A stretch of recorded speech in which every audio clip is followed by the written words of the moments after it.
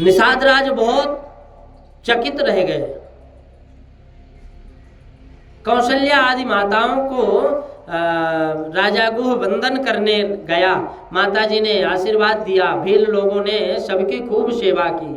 भरत जी ने एक दिन वहाँ मुकाम किया, एक दिन रुके। दूसरे दिन अनेक नाव राजा गुह ने मंगाई और सबको गंगा पार उतारा।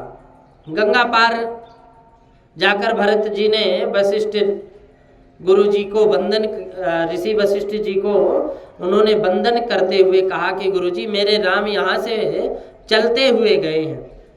गुरु जी अब मुझको आग्रह ना करोगे तो मुझको ऐसी आज्ञा ना करना कि मैं रथ में बैठूं। अब इन सबको रथ में वाहन में बैठाकर आप आगे लेकर चलो, मैं पैदल आता रहूँगा।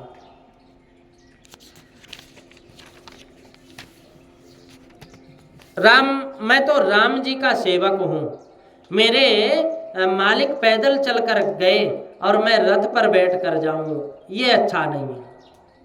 कहते हैं कि राम पयोधि पाय सिधाए, हम कहाँ रथ गजबाजी बनाए। सिर भर जाऊं उचित अस मोरा, और सबते सेवक धर्म कठोरा। सिर भर जाऊं उचित अस मोरा, सबते सेवक धर्म कठोरा। मैं तो राम जी का सेवक हूँ, मेरे मालिक पैदल चलकर गए हैं और मैं रथ में बैठकर जाऊं तो मुझको पाप लगेगा। वशिष्ठ जी समझ गए कि भरत शुद्ध प्रेमी है, राम प्रेमी है। इनके बहुत आग्रह करें तो ये दुखी होते हैं। वशिष्ठ जी सबको वाहन में बैठाकर आगे ले गए। शत्रुघ्न जी और राजा गुह पीछे चलकर गए। भरत जी चलते चलते सीताराम सीताराम सीताराम जय सीताराम, सीताराम सीताराम सीताराम जय सीताराम। राम मेवानुशोचंतम, राम रामेति वादिनम। सीताराम सीताराम बोलते बोलते आंखों में आंसू निकलते थे और भरत जी को किसी समय कैकई याद आती थी। तो वो विचार करते थे कि कैकई तुम राम को मुंह किस रीति से दिखाओगी। तुमने तो यह किया, क्या कर दिया, मेरा मुंह काला कर दिया। समुझ मातु करतब सकुचाही, करत कुछ चरक कोटि मन माही। भरत जी के मन में अनेक तर्क वितर्क चला। करत कुतर्क कर रहे हैं।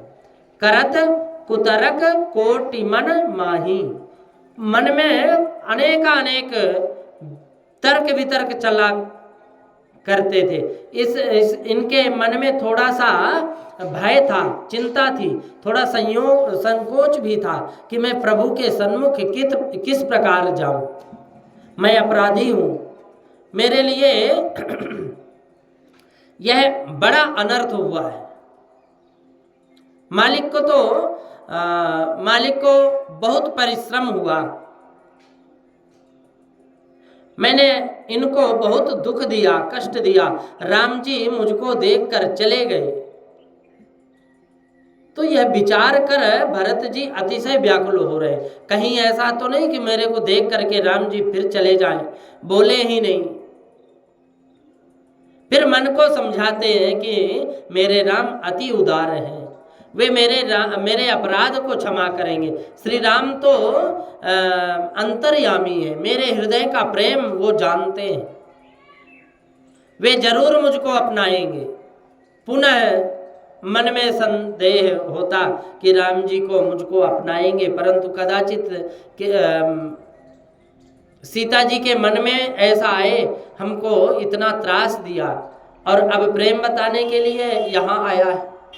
तो श्री सीता राम जी को मुझसे मिलने की मना करेंगी, तो फिर मन को मनाते हैं कि नहीं नहीं, सीता जी के हृदय में तो राम विराजते हैं, मेरे ऊपर वे कृपा करेंगी, वे जीव के दोष का विचार करती ही नहीं है। मैं तो श्री सीताराम जी के चरणों में साष्टांग वंदन करके कहूँगा कि क्षमा कर दो। श्री सीताराम जी मुझको क्षमा करेंगे, अपनाएंगे। भरत जी राम जी का जाप करते करते चलते, पैदल चलते, पैरों में जूता नहीं है, माथे पर छतरी नहीं है, भीषण गर्मी पड़ती है। भरत जी का अंग अति कोमल था और इस भरत जी इस कारण चरणों में फफोले पड़ गए भरत जी के, परंतु भरत जी को इनका भान नहीं था, इनका ख्याल नहीं था, इनका दर्द नहीं था। भरत जी देहातीत दशा में चल रहे थे। भगवान श्री राम प्रेम में देहवान भूल गए,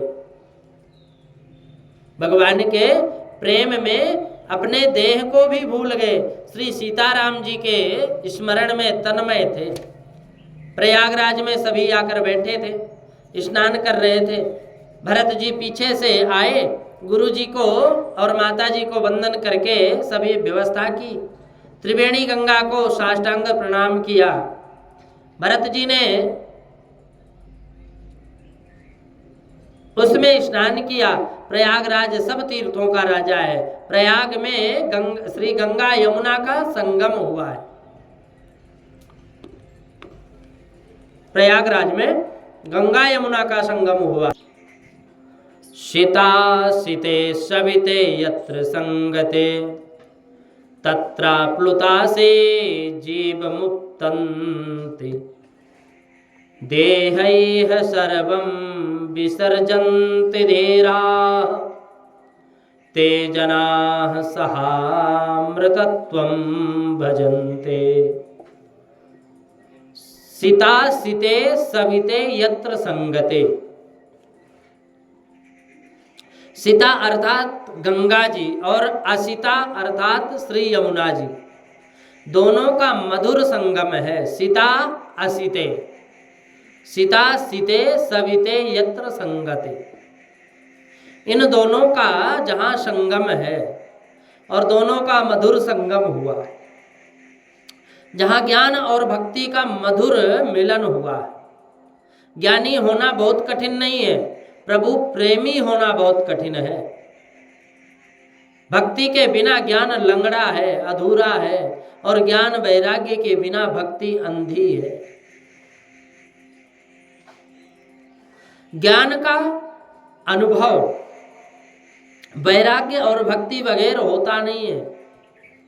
भक्ति वैराग्य ज्ञान शब्दमय बने तो इससे जीव को लाभ होता नहीं, फिर जीव को लाभ नहीं होता। ज्ञान से आंख उखड़ती है, खुलती है, ज्ञान से हृदय विशाल बनता है और भक्ति से हृदय कोमल बनता है। ज्ञान त्याग की भावना लाता है और भक्ति समर्पण की भावना। कितने ही भक्त तो भक्ति करते हैं कितने लोग, परंतु जब दुख आता है तब करते हैं कि संपत्ति में, सुख में वे भक्ति करते नहीं। यदि उनका ज्ञान परिपूर्ण हो तो वो सुख में भी भक्ति करने लगे। ज्ञान और भक्ति ये दोनों हों तो जीव परमात्मा के चरणों में जा सकता है। कितने ही ज्ञानी ऐसा मानते हैं कि हमको भक्ति की आवश्यकता नहीं है, वे भक्त का तिरस्कार करते हैं, भक्ति का तिरस्कार करते हैं। और कितने ही भक्त मानते हैं कि हमको ज्ञान वैराग्य की जरूरत नहीं है। इन दोनों में से कोई भी विचार उचित नहीं है। भक्ति ज्ञान वैराग्य के बगैर रोती है। भक्ति ज्ञान वैराग्य के साथ आए तो दृढ़ बनती है, मजबूत होती है, और ज्ञान वैराग्य बिना भक्ति कच्ची है। वैसे ही ज्ञान भक्ति बिना हो तो उसमें अभिमान आ जाता है और अभिमान के कारण ज्ञानी का पतन होता है। ज्ञान भक्ति के साथ आए तो नम्रता लाता है।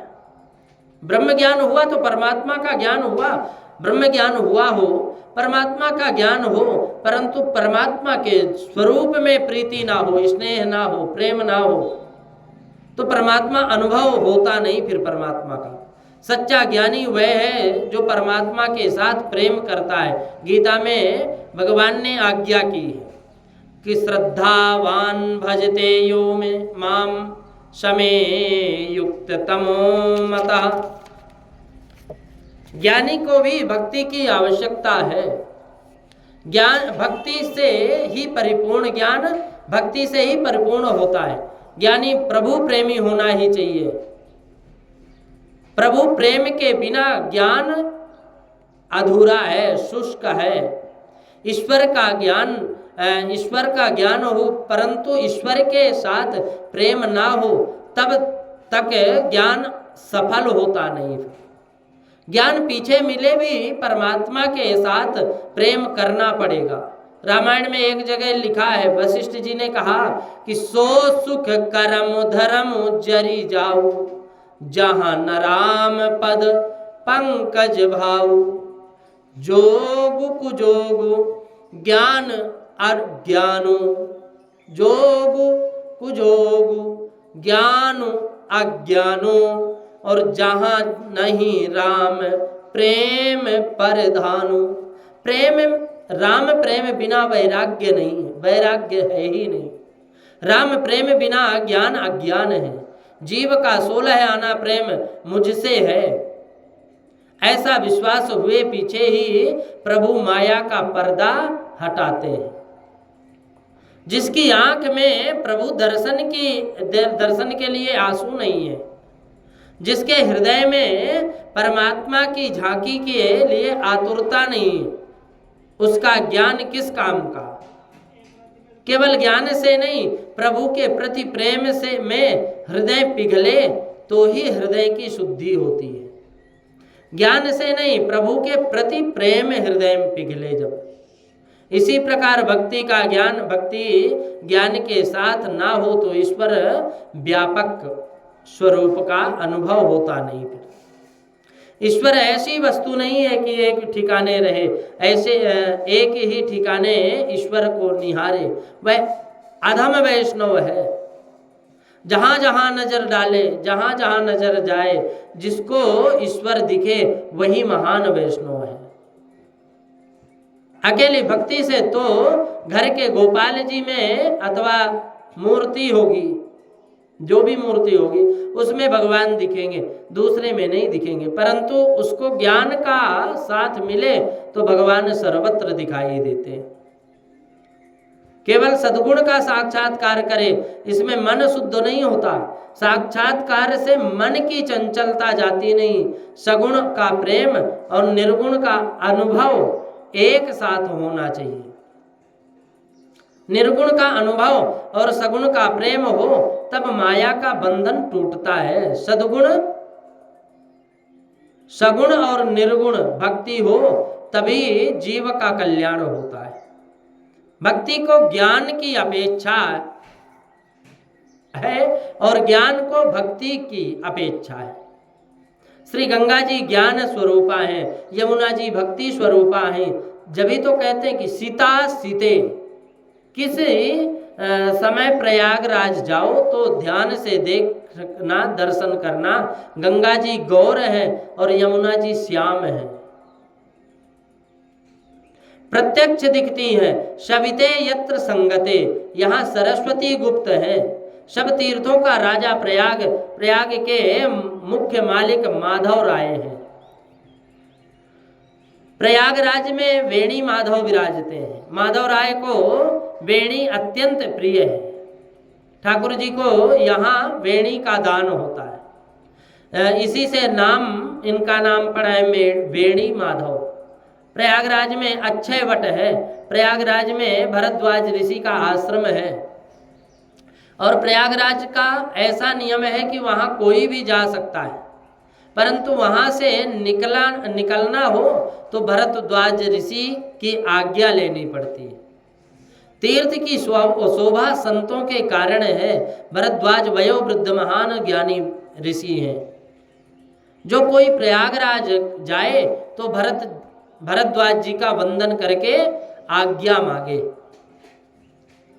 भरद्वाज ऋषि के पास जाने की भरत जी की हिम्मत नहीं हुई, तो भरत जी को संकोच होता है कि वहाँ किस प्रकार जाऊं। कदाचित ऋषि मुझसे कुछ पूछेंगे तो मैं क्या जवाब दूंगा, मैं संत समाज में जा सकता नहीं। परंतु लोगों ने कहा है कि हमारे तीर्थ का नियम है कि यहाँ जो कोई आता है वह भरद्वाज ऋषि का वंदन करता है। प्रयागराज का ऐसा कायदा है, ऐसा नियम है। इस कारण से अंत में भरत जी शत्रुघ्न और राजा गुह के साथ भरद्वाज जी के आश्रम में गए। भरत जी परम संकोच के कारण के साथ वो दूर से वंदन करके कोने में बैठ गए। नजर धरती में थी।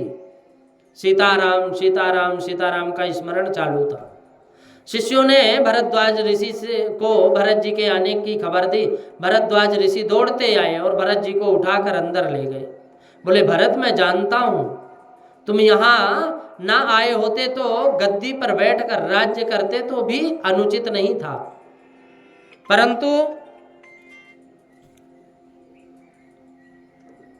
तुमको तो ऐसा लगता है कि श्री राम प्रेम का आदर्श बताने के लिए ही तुम्हारा अवतार हुआ है। तुम श्री राम प्रेम की मूर्ति हो। तुम तो भरत मोर मत एहूं, धरे देह जनु राम सनेहूं। भरत जी बोले कि महर्षि बोले कि भरत, हम इस तीर्थराज में निवास करते हैं, हमको किसी की मिथ्या प्रशंसा करनी नहीं आती। तुम्हारे दर्शन से हमको बहुत आनंद हुआ। भरत, हमको श्री सीताराम जी के दर्शन मिले हैं। मैं विचार करता हूँ कि तपश्चर्या का फल स्वरूप श्री राम दर्शन मिले, परंतु श्री राम दर्शन का फल क्या हो, मुझको तो ऐसा लगता है कि श्री राम दर्शन का फल ही भरत का दर्शन है।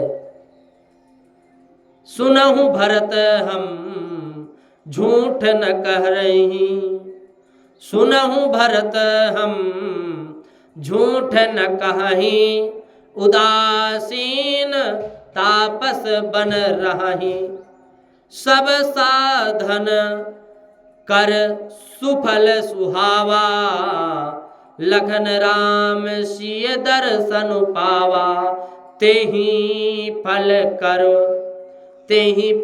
कर फलो दरस तुम्हारा, सहित पयाग सुभाग हमारा। हमारा सुभाग है। भरद्वाज ऋषि ने भरत जी की बहुत प्रशंसा की। संत समाज में भरत जी का सुंदर भाषण हुआ। भरत जी ने कहा, मेरे पिता स्वर्ग में गए, इसका मुझको बहुत दुख नहीं है।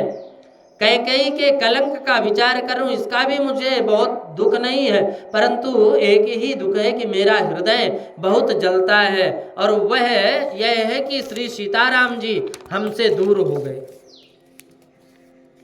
श्री सीताराम जी का दुख का कारण मैं हूं। तुमको जब मन में विचार आता है कि मेरे लिए अति कोमल श्री सीताराम जी वन में फिरते हैं, कंदमूल फल खाते हैं, तब मेरे दुख का पार रहता नहीं। अब मुझको शांति तो तब मिले जब श्री सीताराम जी अयोध्या में पधारे। मुझको ऐसा आशीर्वाद दो प्रभु कि श्री सीताराम जी वापस अयोध्या में पधारे। भरद्वाज ऋषि बोले कि भरत, राम जी का तो तुम्हारे ऊपर बहुत प्रेम है, तुम कहोगे वैसा राम जी करेंगे। राम जी तो भक्तों के अधीन है, वे परतंत्र हैं, स्वतंत्र नहीं है, तुम्हारी इच्छा पूर्ण करेंगे। भरत, राम जी का तुम्हारे ऊपर कैसा प्रेम है वह मैं जानता हूँ। श्री सीताराम जी यहाँ पधारे और त्रिवेणी गंगा में स्नान किया, और स्नान किया तब संकल्प कराने के लिए मैं ही गया था।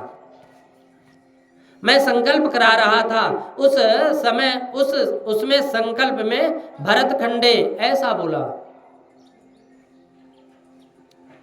हाँ, भरतखंडे बोला, भारतवर्षे भरतखंडे आर्यावर्तैक देशांतर्गते।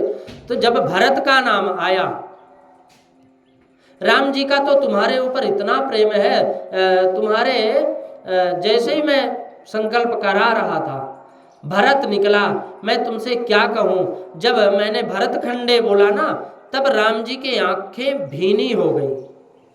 मैंने राम जी से पूछा कि आपको क्या हुआ। राम जी ने मुझसे कहा कि गुरुजी, मेरा भरत मुझको याद आता है।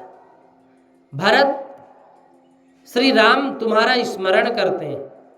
भरत जी की भक्ति कैसी है, ईश्वर उनका स्मरण करते हैं। भरद्वाज ऋषि की बात सुनकर भरत जी को आनंद तो हुआ। ऋषि ने कहा, भरत तुम राम जी के छोटे भाई हो, राम भक्तों में सबसे श्रेष्ठ हो, तुम्हारा स्वागत करना हमारा धर्म है। मेरी ऐसी इच्छा है कि आज की रात तुम यहाँ ही रहो, आज जाना नहीं, मुझको तुम्हारा सम्मान करना है। तो भरत जी को संतोष हुआ। हाथ जोड़कर भरद्वाज जी से कहा, भरत जी ने कहा कि आपको मुझे परिश्रम नहीं देना है, कष्ट नहीं देना है। भरद्वाज ऋषि छोटी सी झोपड़ी में रहते थे। भरत जी को थोड़ी सी शंका हुई कि ये ब्राह्मण उस अयोध्या की प्रजा का कैसे स्वागत करेंगे।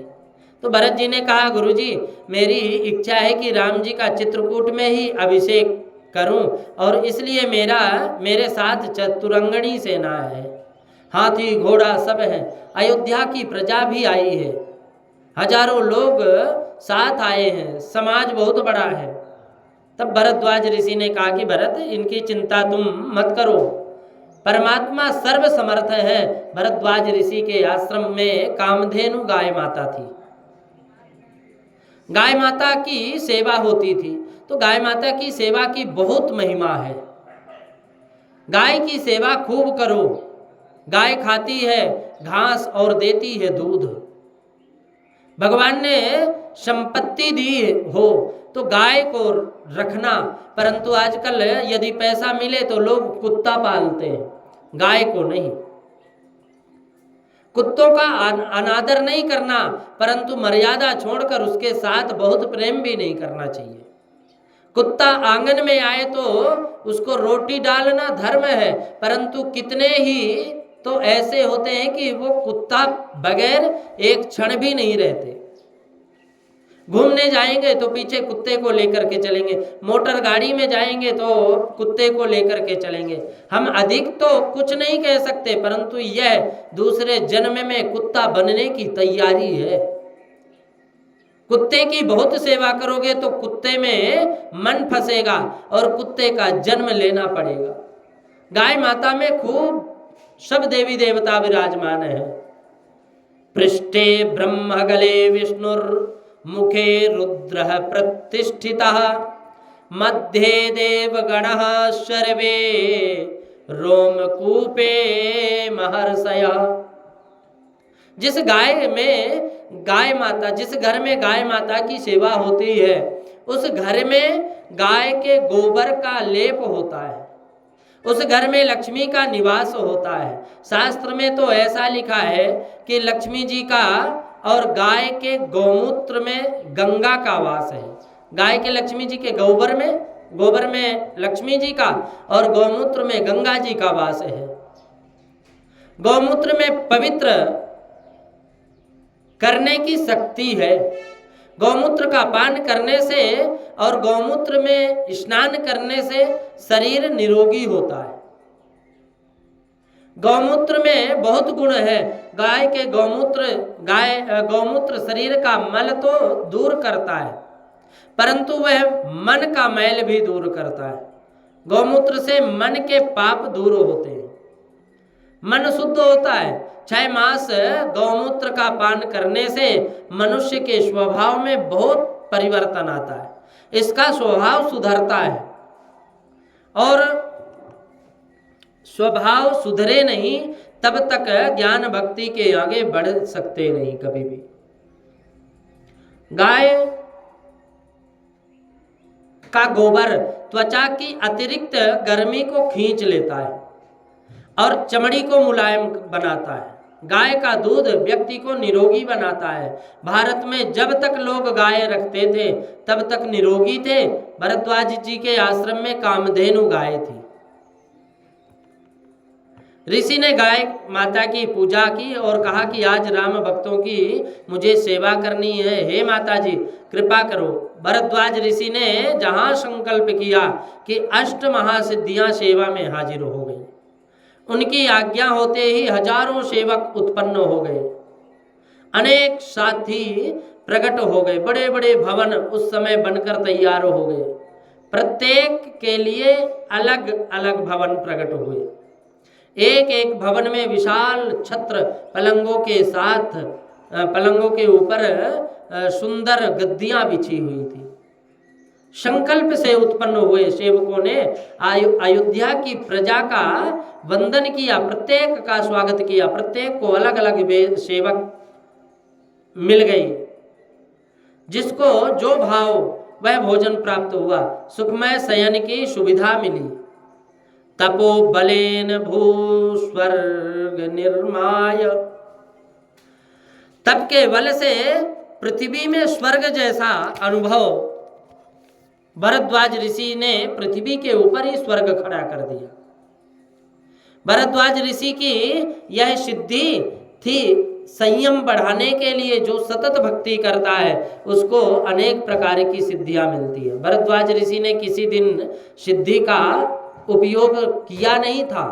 आज इनको ऐसी भावना हुई कि यह अयोध्या की प्रजा है, उपयोग किया नहीं था कभी भी अपने ऊपर। तो बोले कि ये ऐसी अयोध्या की प्रजा है, राम भक्त है, राम भक्तों का मुझे सम्मान करना चाहिए। जो राम जी के दर्शन करने जाए उसका लोग रास्ते में स्वागत करते हैं। जो परमात्मा के लिए घर का त्याग करता है, रास्ते में 8 महासिद्धियां उनकी सेवा करते हैं। 4 दासियों को भरद्वाज ऋषि ने खास आज्ञा दी कि समस्त रात्रि तुमको भरत जी की सेवा में रहना है। भरद्वाज ऋषि की आज्ञा से वे दासियां अनेक प्रकार की मिठाइयां को लेकर भरद्वाज जी के पास गई। भरत जी के पास तो भरत जी को मनाने लगी, तुम भोजन करो। भरत जी ने हाथ जोड़कर कहा कि मुझे भोजन नहीं करना, भूख नहीं है। श्री राम कंदमूल पाते हैं, मुझे भी कंदमूल ही, भगवान कंदमूल पाते हैं और मैं भोजन करूं। भरत जी ने आंख ऊंची करके देखा भी नहीं। दासियों ने सुंदर पलंग तैयार किया, गद्दी बिछाई। भरत जी से प्रार्थना की कि समस्त दिन बहुत परिश्रम किया है, आप अब आराम करो,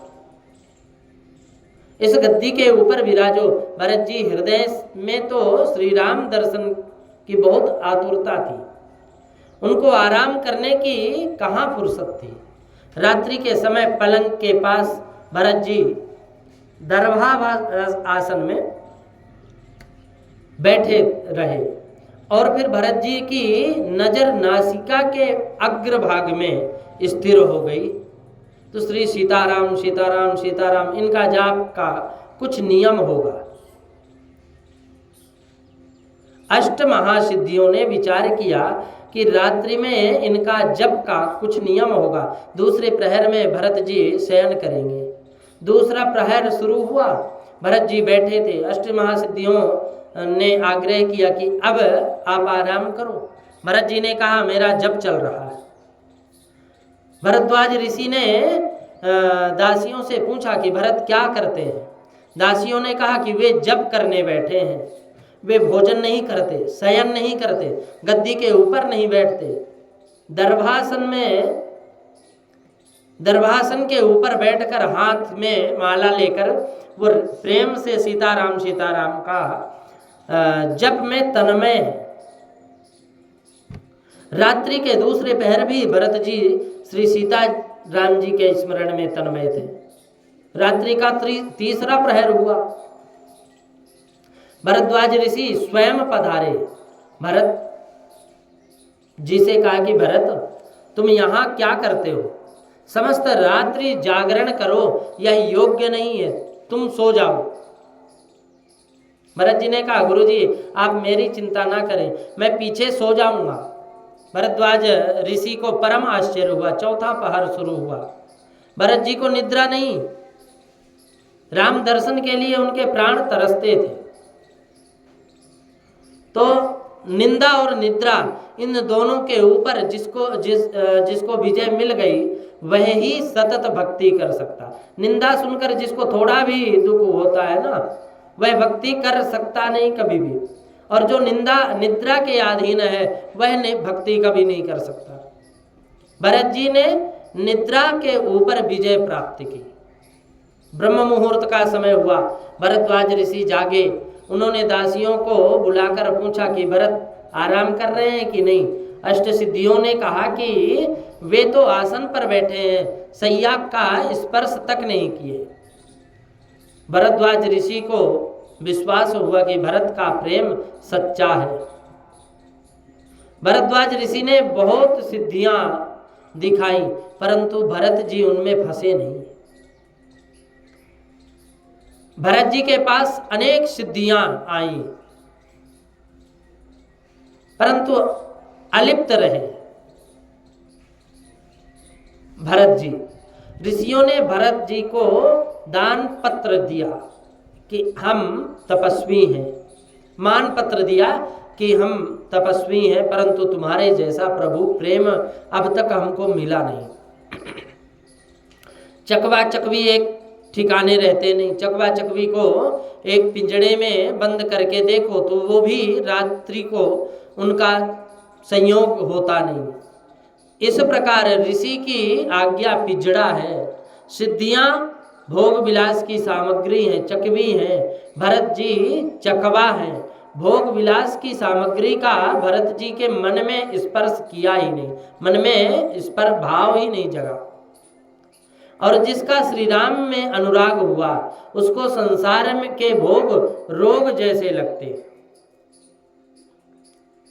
वमन किए हुए अन्न के ऊपर जैसे किसी का मन जाता नहीं, वैसे ही राम भक्तों का मन संसार सुख की तरफ कभी जाता नहीं। निरस्तराणाम विनिरस्त भोगा, जिसको भक्ति का रंग लगता है उसको संसार का भोग रोग के समान लगता है। और संसार के विषय जब तक जीव को मीठे लगते हैं तब तक उसको भक्ति का रंग नहीं लगता। संसार के विषय भोग और भक्ति एक ठिकाने नहीं रह सकते। लोग ऐसा समझते हैं कि भक्ति करनी सरल है, परंतु यह समझ सच्ची नहीं है। भक्ति करनी कठिन है, यह तो मस्तक का बलिदान है। कबीरदास जी ने कहा कि यह तो घर है प्रेम का, खाला का घर नाही, और शीस उतारे भुई धरे तब पैठे घर माही। शीस उतारे भुई धरे ता पर राखे पाँव, और दास कबीरा यूं कहे ऐसे हो वे आव। दास कबीरा यो कहे ऐसा होए तो आओ। संसार के किसी विषय सुख में जिसका मन फंसा हो उसको भक्ति का रंग नहीं लगता। संसार के विषय सुख का मन से भी त्याग करे तब भक्ति का रंग लगता है। संसार के विषयों में मन हटा लो, संसार के विषयों से, और परमात्मा के साथ प्रेम करो। मन को बारंबार समझाओ कि संसार भोग पदार्थों के आनंद नहीं है, तो फिर अधिक काम अर्थात कच्चा सुख का अर्थात है सुख, और आम का अर्थात है कच्चा। कच्चा सुख काम का स्वरूप है।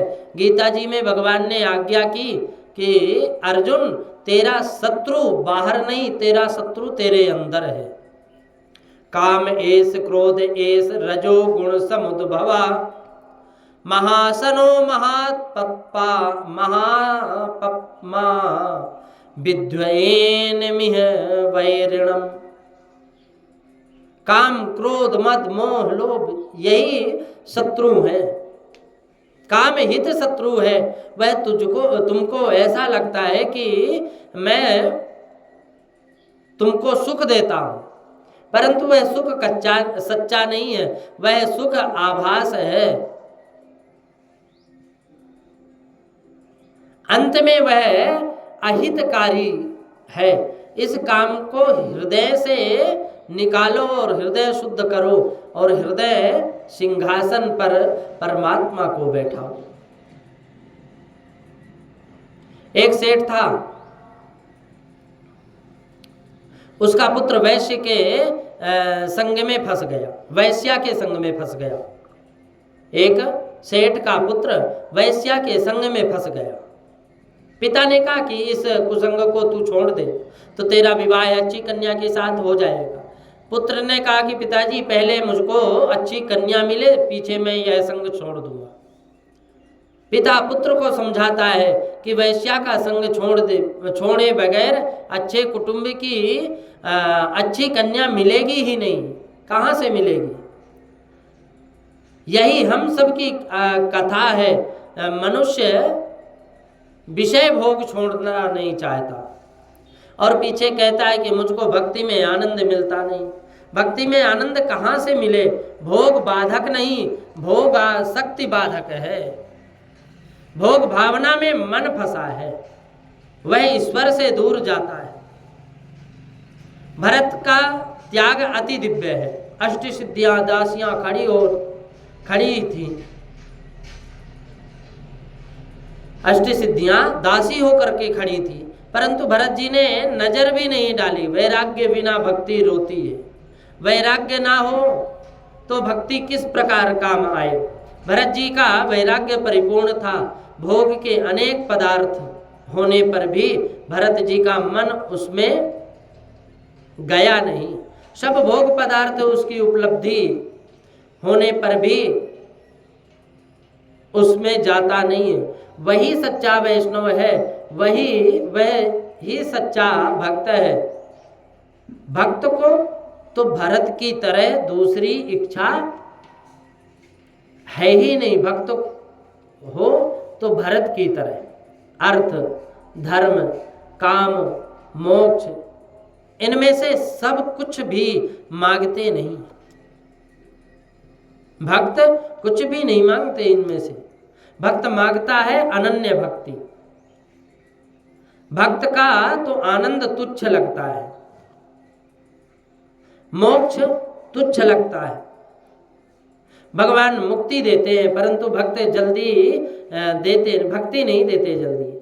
साधु भरत जी की प्रशंसा करने लगे। हमारे वैराग्य की अपेक्षा भरत का वैराग्य बड़ा प्रबल है।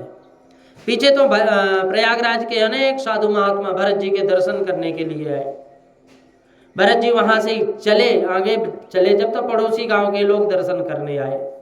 भरत जी राम जी जैसे श्याम थे और शत्रुघ्न जी लक्ष्मण जैसे गौर थे, तो कितने ही तो प्रथम शंका हुई, अरे सखी, ये राम लक्ष्मण फिर से आ गए। सब कोई कहता है कि श्री सीताराम जी साथ नहीं है, ये तो राम के लक्ष्मण तो श्री राम लक्ष्मण तो प्रसन्न थे, परंतु ये दुख कर रहे हैं, ये तो दुखी है। वे सुन सो सखी सीयन संगा, आंगे आनी चली चतुरंगा, नहीं प्रसंग मुख मानस खेदा, सखी संदेह होई एहि भेदा। लोग भरत जी की प्रशंसा करते हुए कहते हैं कि हमने सुना है कि पिता ने राज्य दिया, परंतु भरत जी ने लिया नहीं। राज्य का त्याग करके श्री राम जी को मनाने के लिए ये जा रहे हैं। ऐसी यह कैकई के लायक पुत्र नहीं है, कैकई जननी जोग सुत नाही।